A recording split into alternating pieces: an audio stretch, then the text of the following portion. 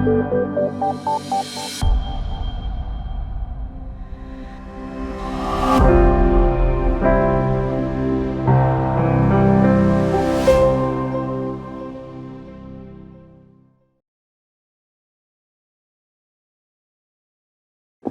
as I said, we will have more time to discuss and share our own realities. Now, we will go for the last but not the least guest speaker, that Mr. Ozgehan Senyuva will be talking more about the impact of youth work, because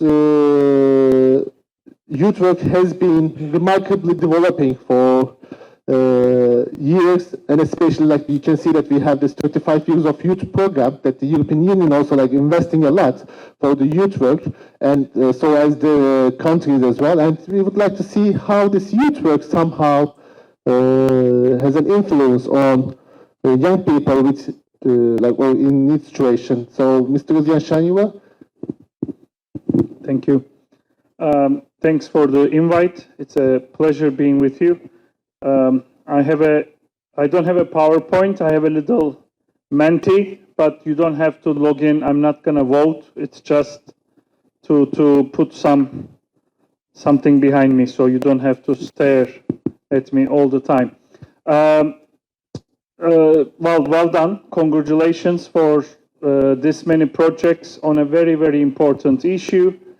I come from youth work. I come from work camp organizations. I was a work camp participant and a leader, and I was involved with learning mobility exchange programs for many years.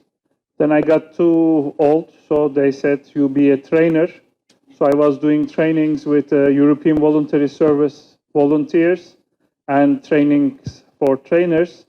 Then I got even too old for that, so they were inviting me to conferences like this. And then I got even too old for becoming a participant, so they make me speak for 15 minutes and send me back home. I'm doing youth research, especially on learning mobility and impact of learning mobility. But I'm a political scientist by training, and I teach in a university international politics. So what I wanted to bring today is also that twist of trying to link it with politics as well. It's been an absolute pleasure to listen to Burcu and Ian before me, both very competent presentations. And I'm very glad I'm speaking after them, because they took care of the business and leaving me space to ask questions, because they gave a lot of answers and I came up with a lot of questions. But I put an asterisk on NEET, because when this term came up, I wasn't very happy. I was one of the very few people in the youth work refusing to use this abbreviation. We didn't like it because it was defining a group of young people based on what they are not. Any definition starting saying not, we said, why do we focus on what they are not rather than what they are? So this is like calling me not female. And we didn't like this, so we were saying we should maybe find another term, but we lost. So that is, what do we know? NEET is a term, at least in English, very dominantly used, whether I like it or not. So I use it, but I don't like it. I just wanted to clarify it. Ian would know better than me any English alternatives were brought up or not, but I'm proud of my mother language, Turkish, where some people would say NEET, but we have another term, which is a little bit like ev genci, house youth. And it is becoming more and more dominant. So in Turkish, just want to clarify, we don't use NEET as much as other languages. We tend to use another term. But at the end of the day, NEETs are here. This is what we know. And this is the term we're using, and a lot of information is given. But there is something else we know, looking back, and it was baptism by fire, as the expression says. In Turkish, we say swimming in the Black Sea, because compared with Mediterranean and Aegean, Black Sea is tougher. So if you learn how to swim in Black Sea, you can swim anywhere. Please excuse us, we are inside. So if you're coming from an ocean site, you might think, yeah, you should come and see the Atlas Ocean or the Great Ocean or the, I don't know, the Baltic Sea. I don't know. We speak about the seas we know. What I'm talking about is youth work earned its credits in the pandemic times. So another thing we know, all the research, I will summarize, I don't give you numbers, shows youth work works. During very, very difficult times where education, formal education failed, most of the societal organizations and governmental interventions failed or went into shock, youth work stepped up and took the responsibility to make a positive impact on the society they live in. I underline this because in many, many different instances, youth were pointed as the cause of the problem. There were a lot of news coverage during the pandemic that young people are acting irresponsible, spreading the disease, partying, not following the rules. There were newspaper articles in Portugal about Erasmus students bringing in the disease and partying through irresponsible behavior and spreading around. In Turkey, we had age-based curfew. If you were younger than 18, you were not allowed to leave your house. So young people were pointed at as part of the problem, but youth work, what you all do, showed that young people was part of the solution. I mean, look at the Salto Solidarity papers. If you haven't visited it yet, all those papers on solidarity, young people and youth work showed a lot of solidarity and brought innovative solutions to the problems of society. We were joking, saying that youth work to the rescue once again. Because now, if we come back to our point, again, when formal education, school systems fail, they expect us from the youth work to step in and be a remedy, be a solution for their shortcomings. Simple example, soft skills debate. They are saying the schools are not giving necessary soft skills, youth work should do it. But later on, another debate came up, which was employability, that youth work should contribute to the employability of young people because everybody has a diploma now. Why don't you give them a youth pass so they are more attractive in the market? Being employable means being attractive. Employable sounds fancy, but attractive is what it is. So youth work steps in these shortcomings, and the pandemic times showed, especially regarding the needs, youth work had something to do about them. Because in many countries, when we analyzed, please check the COVID hub of youth partnership of the European Council and European Commission, Council of Europe and the European Commission. If you Google Youth Partnership Council of Europe, you will get to the page. They created a knowledge hub for COVID where a lot of us wrote reports, analysis, and we have a lot of evidence showing that, for instance, when state services were shut down, providing mental support for young people who needed it because of the pandemic, youth workers outreached and filled in this gap and made a very big positive.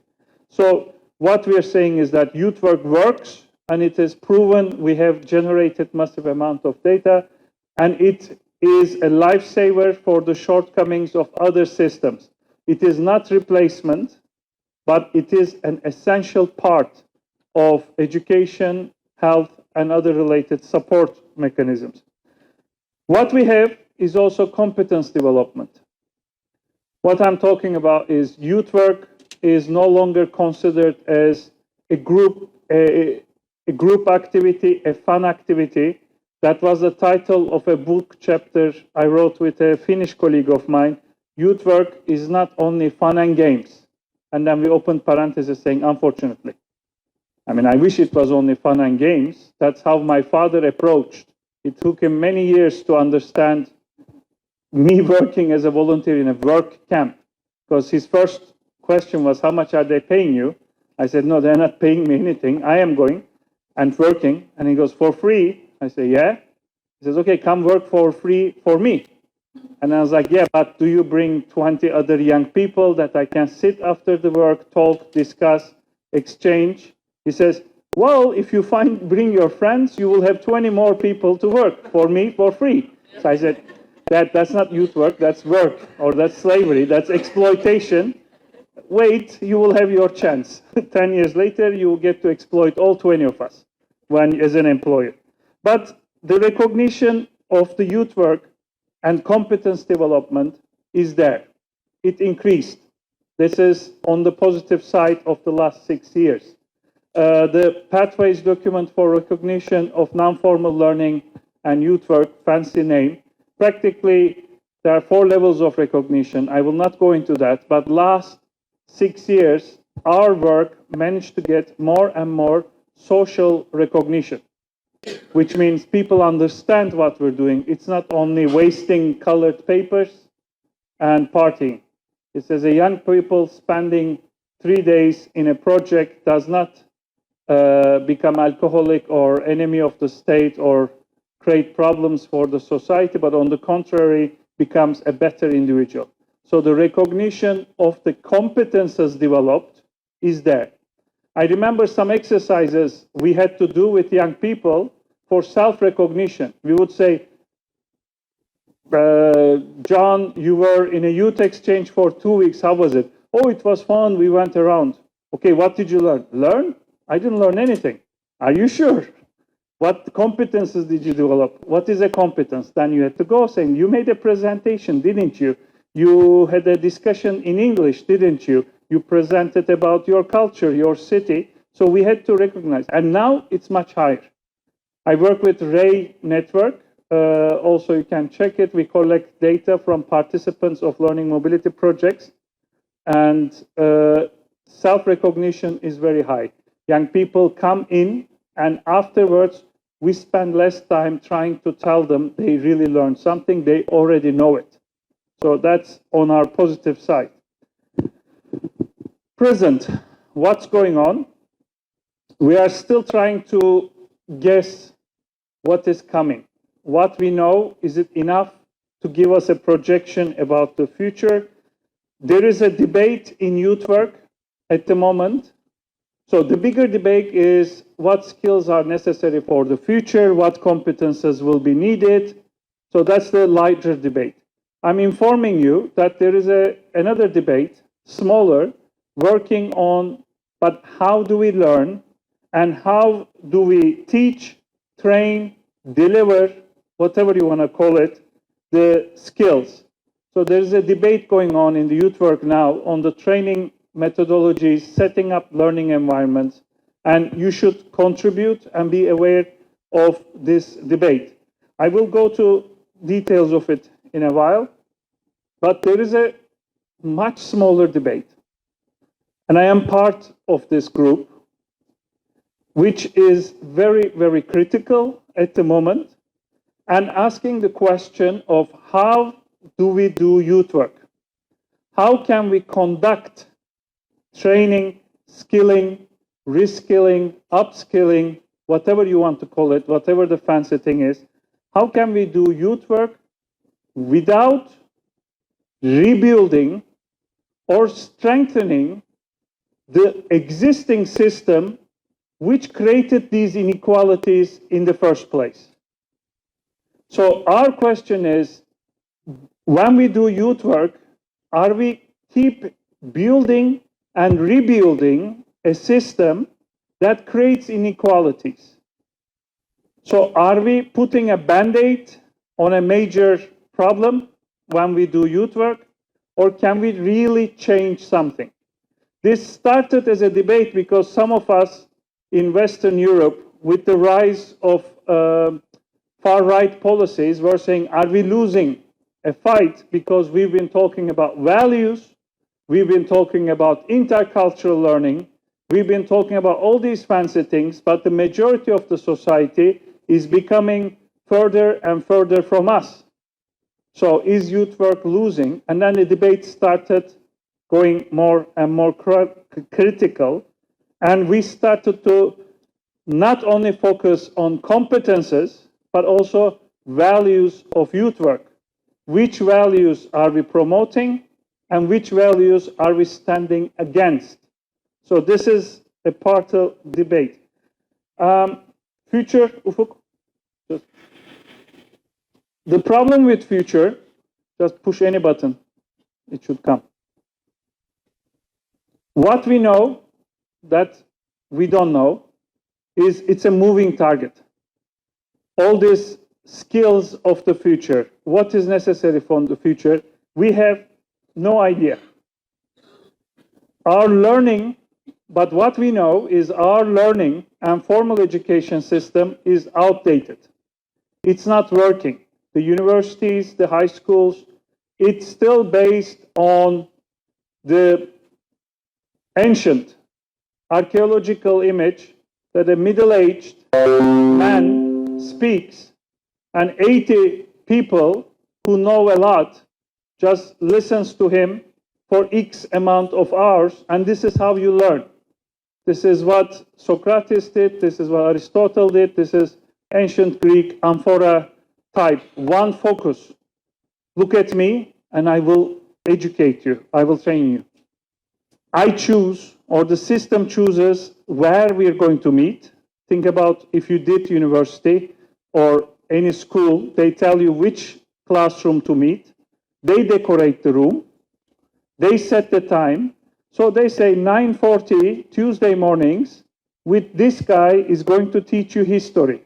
He will choose the course books you will read. He will choose what kind of examination you will have, and then he will give you a grade.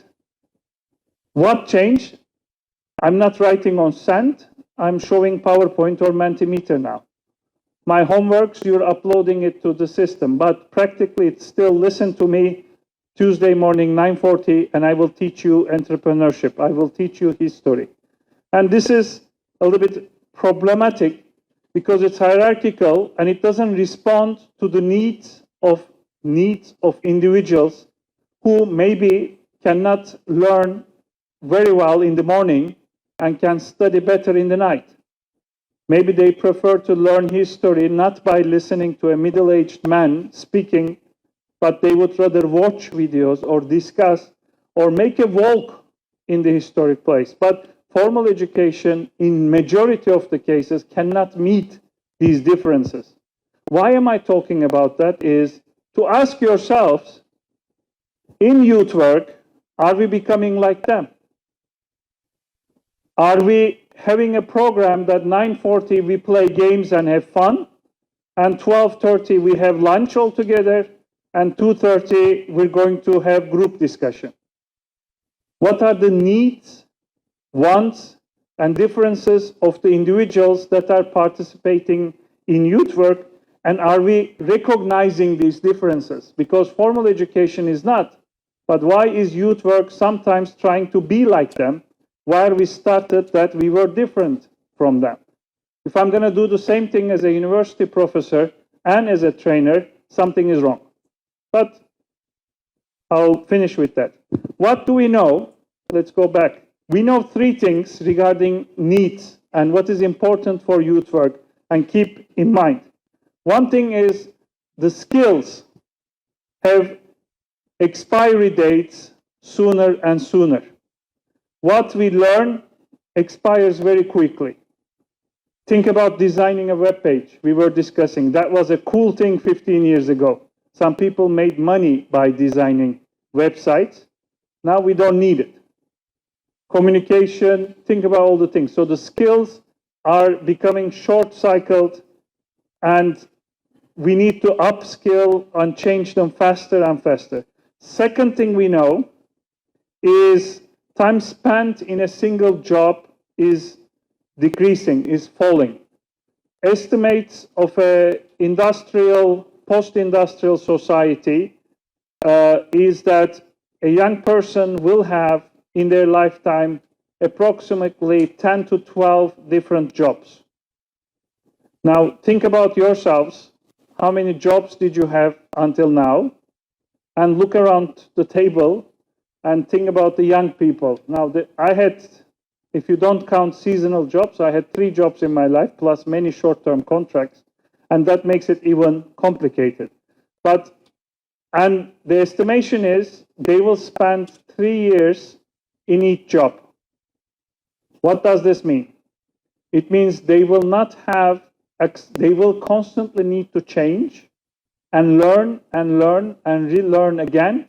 And most of the jobs, they will not stay long enough to have in-job training.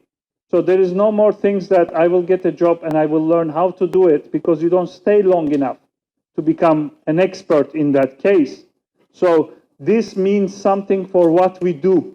When we say we are helping NEETs to get into the job market, please let's consider what kind of jobs they will do and how long will they do that. And finally, Ian spoke a lot about it, and actually I follow most of his work very closely. This dependency ratio, his emphasis on it is very important. But let me add a statistic. We are living longer, but we are also retiring later. In Turkey, the average retirement rate now for men are 65 young people, which means they will work longer. What does this mean? Formal education officially finishes 21 years age when you finish university, completed education. So you finish university, 21, you finish high school, 18, and you will use that knowledge for the next 50 years when you're working. No way, Jose. It's faster. So it's never complete, actually. It's a cycle going and going. So this scenario, one takeaway point for you: short skills life cycle, many jobs, living longer. This is problematic for NEET. Why? Because evidence after evidence show that such a scenario is growing the gap, inequality deeper in a very fast pace. Why? Because most of the time, learning requires you to have either a full-time job and some degree of learning completed already. Because educational science shows us that learning feeds learning. Once you learn something, you are better in learning the next step to learn more. In the 8 key competences, when we make research, do you know what is the most difficult one to develop? Learning to learn. Most people don't know how they learn. And formal education fails them, so they are afraid of learning, and that's another issue with the NEET.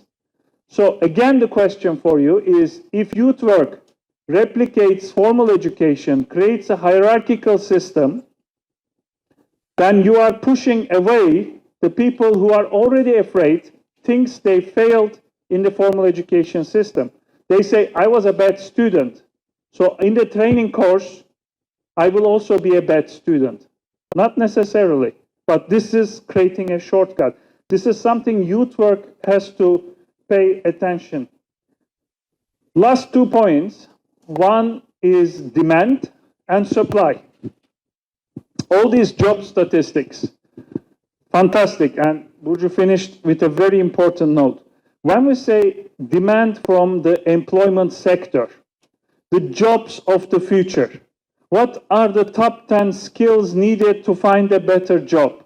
Just Google these things, and it's all about what the market wants.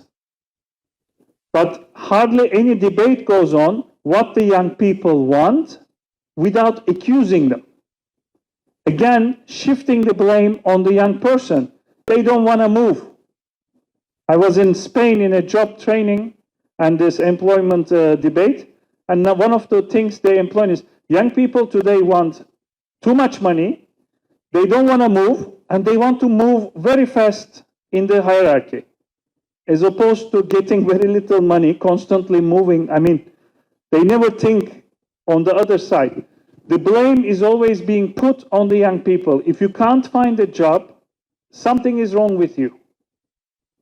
Let's fix you. But we don't have a debate on the system and the market. Maybe something is wrong with you that you want me to work 6 days a week and keep moving and get very little salary. But we don't ask this question. We are desperately asking ourselves, what can we do for young people to become more employable? How to prepare a CV? How to get a job? But we want to dance to the music that the market is playing. We are the suppliers to the demands of the employment market. Are we?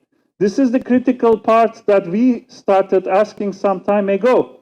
Is it our job to make young people more employable as youth workers, or is it our job to make young people better citizens, happier individuals, and help them to satisfy themselves and reach where they want to reach? Maybe it's not working 9 to 5 in an office, but we're saying something is wrong with you because you couldn't find a job. Just think about it, just to provoke you a little bit. This debate on learning and the good learning versus wasted learning. STEM, they are crazy about science, technology, engineering, and mathematics. And this is a problem we have in the university, by the way, ladies and gentlemen.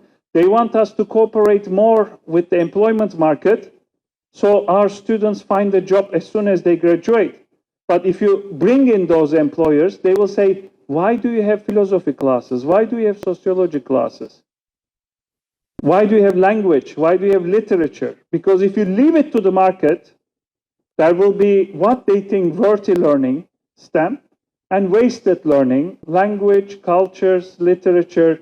Why are you keep doing that? So this is going to create a pressure on us. Can somebody push the button so I show my last sentence? Then what I'm inviting you is for the youth work to do in the future. The term is unlearning. So I spoke so much about learning. What we need to do is unlearning.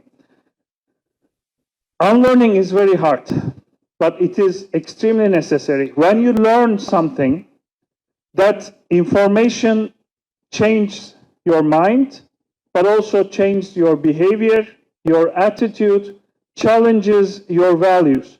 When you have a young person coming to your activity and you spend 1 week with them, you're not only giving them valuable information, you're asking them, you're challenging them to unlearn the things they learned before. If they grew up in a family thinking all immigrants are parasites, and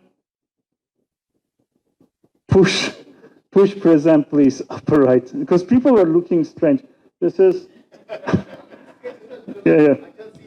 Okay. So if they learned all day growing up that immigrants are parasites to the society, they come and get your money, your woman, your jobs, whatever the rhetoric in your country is, that's what it is, and you make a 2-week activity, you're asking them not to learn new things, you're asking them to unlearn what they learned all their life. But also, as youth workers, you also need to unlearn. Because young people are changing. You were saying they don't want to sit around the table anymore. Excuse me. Either you're going to teach them to sit around the table, or you have to unlearn the activities we've been doing last 20 years. Campfire, business, energizers. We have to unlearn them and learn new ones. Pandemic was important for us to remember. The moment we had Zoom, the trainers community had to unlearn all the icebreakers and energizers they've been doing because you can't do it. But some people tried, saying, okay, get up in your house now and start dancing. Why? Because icebreaker, you must dance. They don't know anything else. So even in front of a camera, they had to get up and dance. But you have to unlearn certain things. And this is very, very difficult. It's emotional. It requires time, energy, and effort from the youth workers' side. So if you don't want to do another activity like 3 billion ones that were done, where intercultural night is where you put the flag, some fruits, you have to unlearn that.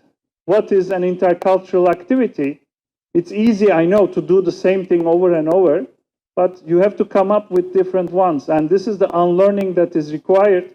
And this is the unlearning if we have to do, if we have to listen to the needs of the needs, because we have to unlearn what the market has been teaching us. And we should not be the middleman doing that. Formal education cannot adapt. Formal education is like trying to turn a ship. But youth work is fast and quick to adapt. So we can do things different because we've been doing things different, but it's just to bring critics and look at things from more value perspective. By the way, again, check the youth partnership new ticket. It's called value-based mobility. Youth Partnership, Council of Europe, check out the latest publication, because I come from learning mobility, and for me the focus was always intercultural learning, but values, there's a new ticket out based on values. So 3 questions for you. What do you need to unlearn? What are the values you're promoting? And when are you going to push the brake and ask a question saying, wait a minute, why is this happening in the first place? It's not a young person's mistake that they are in need situation. Maybe it's the market's mistake that they are failing so many young people. And youth unemployment is not a youth problem. Youth unemployment is a society problem. So it's not for youth workers to solve this problem. It is for society altogether to work on that. I'll stop here, but the last one is a link to a debate we had with the German National Agency called Offenburg Talks. Sergio is a youth researcher, also used to be a trainer, and he wrote this very nice article. And if you push on the link, it should take you to the page. Or, yeah, you make a photo. But you can enter the Menti code, go to this slide and push his name, and it should open the link. And if it's not working, I will ask the trainers to email you his article. But he made a very strong critic manifesto of the youth work in Europe, saying that sometimes we are becoming too much of an instrument of a liberal, neoliberal democracy and neoliberal market strategy by playing the game with the rules they set for us. So this is a good starting point. If you're interested in politics, he's into a lot to Chantal Mouffe, actually. So that's another starting point. Thank you for your time. I know I'm over time, but... Thank you, Ozgehan. Maybe you should unlearn to speak longer and relearn, be precise and on time. So that's everybody learns something in life. Unlearn and learn. Good. I love that phrase. We have very limited time. We started late, so we just steal some of the coffee break time. But you will have your 30 minutes. Don't worry. We will catch up in a way. So any questions? Like a couple of questions that you would like to ask to Özge. But please questions, because you will have time to discuss our own ideas as well. So any clarifications or whatever. So just look around. This means you expressed everything and just... No, they're just too tired. So we need coffee immediately.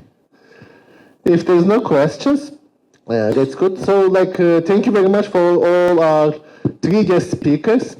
We just tried to give a bunch of ideas from different dimensions, different perceptions, and especially as we are dealing in the youth field, it's important that how we can really contribute more to the process. Because as you remember, I just mentioned that whatever we do, the numbers are getting worse. There are several different reasons. The life is not always just favoring us, because we had the pandemic, we had the wars, we had the economic crisis, whatever. So it's not really helping us that much. But as Ozgehan said, youth work is dynamic and always find a way to solve the problems, to find at least alternative solutions. Because formal education, unfortunately, has very set weapons to react to certain issues, like economy. Like if you have high inflation, then what you do, you increase the interest. So it's very sad. It's really like a rule. And then you try to increase the attractiveness of your own currency. But life is not like that. You don't have like certain rules. So in that sense, youth work is quite important to react for emerging problems and others as well. So that's why it's important to see from different dimensions, different perspectives, and as Ozgehan said, it's changing. Youth work changing as well. What is good? Youth work just really responding well. And it's also like changing in different cultures, in different geographies as well. So it's important to provide the necessary space for young people so they become a bit more active in their own life. If there's no other questions, so we can, enough my teammates, I'll just check. So good, so it's 4-7.